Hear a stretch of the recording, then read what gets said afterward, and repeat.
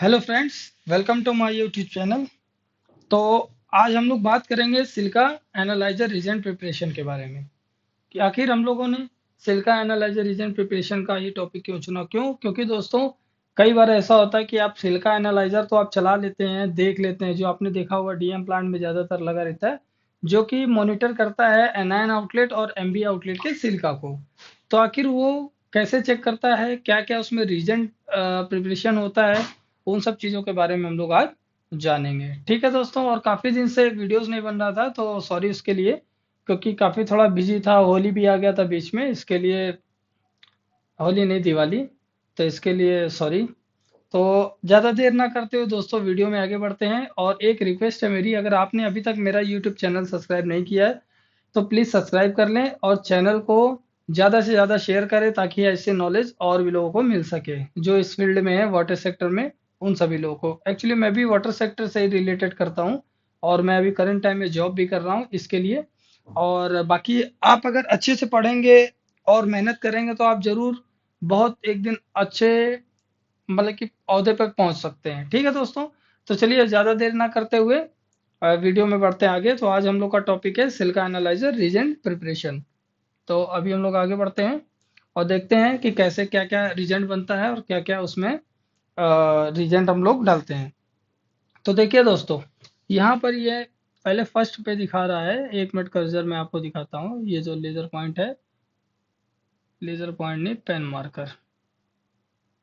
ठीक है दोस्तों, तो ये देखिए, पहला है अपना ऑक्जेलिक एसिड। तो ऑक्जेलिक एसिड कैसे बनाते हैं हम लोग? ऑक्जेलिक एसिड बनाने के लिए आपको क्या करना है, take 500 ml DM water in 1000 ml beaker and add 60 gram oxalic acid powder and mix it well. यानी कि आपको क्या करना है, एक बीकर लेना है जिसकी कैपेसिटी रहेगी 1 लीटर की, और उसके अंदर हम लोग को आधा लीटर डीएम वाटर डालना है। और उसके बाद हमें क्या करना है, एक जो हमारा वेट बैलेंस रहता है, वेट बैलेंस के ऊपर हम लोग एक पेट्री डिश रखेंगे, और उसके ऊपर हम लोग 60 ग्राम ऑक्जेलिक एसिड, उसके अंदर पाउडर जो आता है वो हम लोग उसमें डालेंगे, और वेट करने के बाद उसको उठा के एसीडीएम वाटर में डाल देंगे।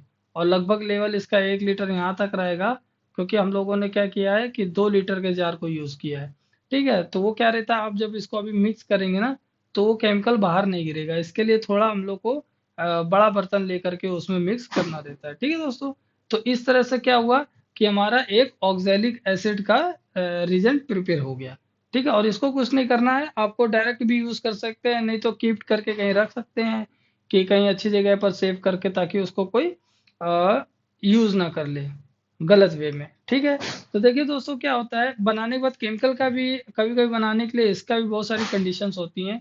देखिए, कभी भी आप केमिकल बनाते हैं तो उसके ऊपर स्टिकर जरूर लगाइए, और उसका नेमिंग जरूर कर दीजिए कि उसके अंदर आखिर वो केमिकल कौन सा है। ठीक है, और उसके बाद जब हम लोगों ने इसमें मिक्स कर दिया, तो मिक्स करने के बाद ये जो 500 ml हमारा ये डीएम वाटर था, और प्लस ये 60 ग्राम हमारा जो ऑक्जेलिक एसिड था, ये हमने मिक्स करा। इस सॉल्यूशन को हम लोग क्या करेंगे, 1 लीटर के वॉल्यूमेट्रिक फ्लास्क में डाल देंगे।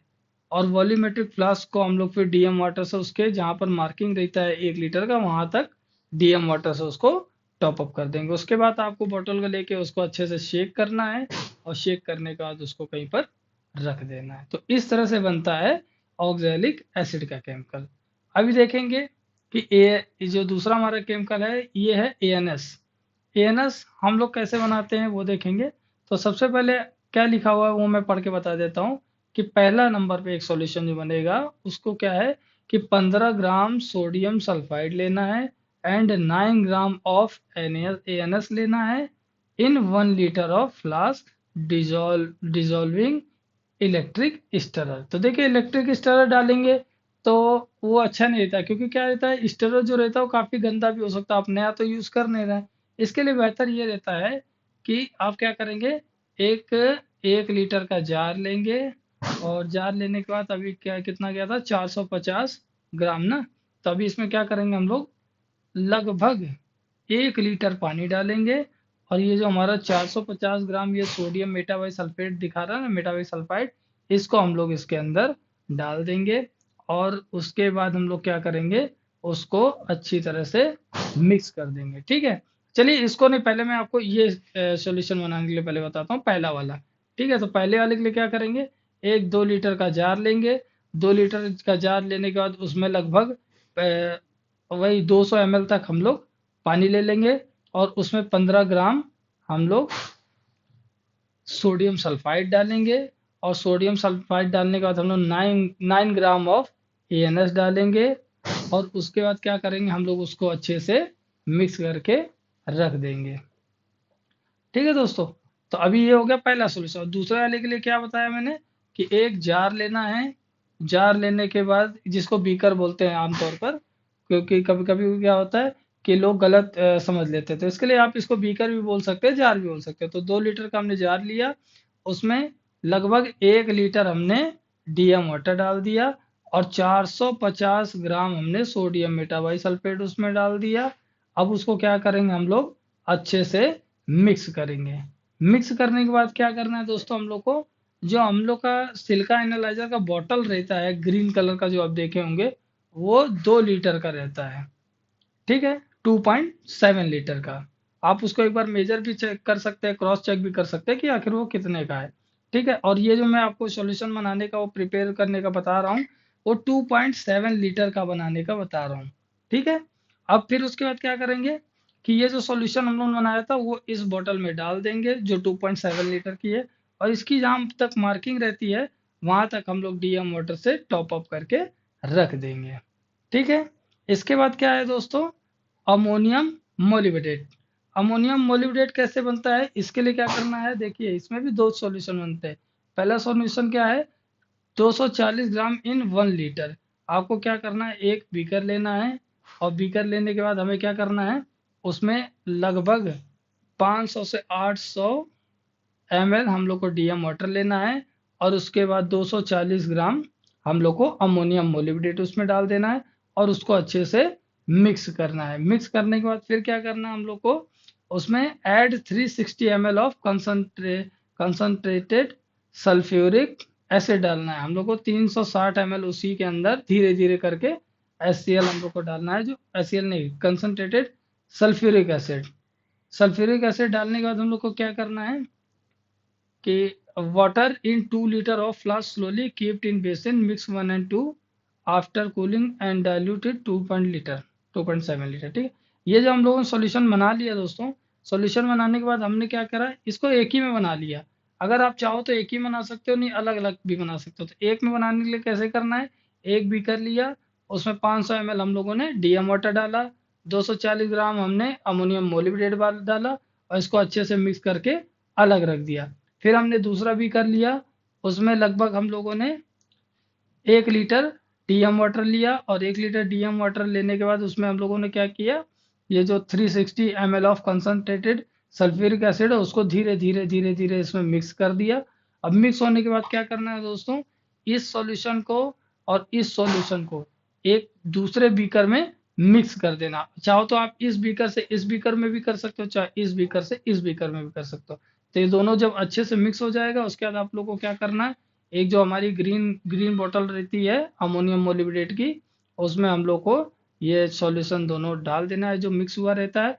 और इसमें जो मार्किंग दी रहती है हमारी, यहाँ तक हम लोग को उसको 2.7 लीटर टॉप अप कर देना है। तो इस तरह से दोस्तों बनता है ammonium molybdate, ANS oxalic acid. एक चौथा रहता है जो आपका स्टैंडर्ड सॉल्यूशन रहता है। तो स्टैंडर्ड सॉल्यूशन कभी बनाया नहीं जाता है, वो ज़्यादातर परचेस करके ही लिया आता है, क्योंकि उतना हम लोग एक्यूरेसी नहीं ला पाएंगे जितना उसमें होनी चाहिए। इसके लिए वह हमेशा परचेस ही करके लाया जाता है। तो और बाकी और बता सकता हूँ कि जैसे हम लोग सिलिका एनालाइजर यूज करते हैं ना, तो सिलिका एनालाइजर सिर्फ ये प्रिडिक्ट करने के लिए होता है कि हमारा जो सिस्टम में सिलिका चल रहा है वो ठीक काम कर रहा है कि नहीं। और उसको क्रॉस चेक करने के लिए हम लोग हर 3 से 4 घंटे में लैब में एक सैंपल सिलिका चेक करने के लिए दे सकते हैं, एनायन और MB का। ये मैं DM प्लांट की बात कर रहा हूँ। ठीक है दोस्तों, तो यही मैं जानकारी आज आप लोग को देना चाह रहा था, और बाकी मैं और भी वीडियोस डालता रहूँगा। बाकी पढ़ते रहिए, बढ़ते रहिए, मेहनत बहुत है ज़िंदगी में, मेहनत करते रहिए। और मिलते हैं फिर नेक्स्ट वीडियो में, तब तक अपना ध्यान रखें, और मेरे वीडियोस को ज़रूर लाइक करें, शेयर करें, और चैनल को सब्सक्राइब करें, वीडियोस को अपने दोस्तों के साथ शेयर करें।